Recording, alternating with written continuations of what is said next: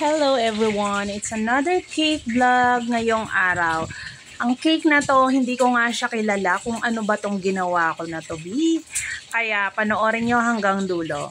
So, eto yun mga sisi ko. Ang umorder nito, suki ko na to dati, si Ma'am Libay. Thank you sa pag-order kahit medyo malayo siya, nasa Valenzuela.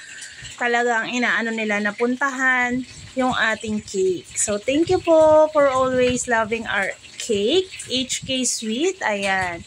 Kaya sa mga hindi pa nakatikim ng ating cake na Bulacan area, Marilao, pwede kayong itry ang ating Choco Moist Cake na talagang binabalik-balikan nila ang ating cake.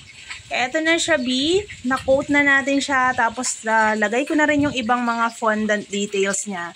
Yan, sinasabi ko sa inyo, B. Hindi ko siya kilala kung sino to. Yung mga bagets ngayon, yung mga bata ngayon, malamang pinapanood nila to. So, ayan siya. Pusa daw yan, sabi ng anak ko. Nilagay ko na yung mga fondant details niya na nilagay ko.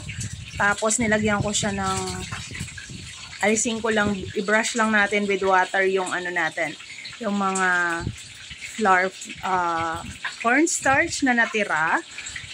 Ayan. Para lalo siyang mag-glow. So, ayan na siya ang finished look kay Kyle. 9 years old na siya.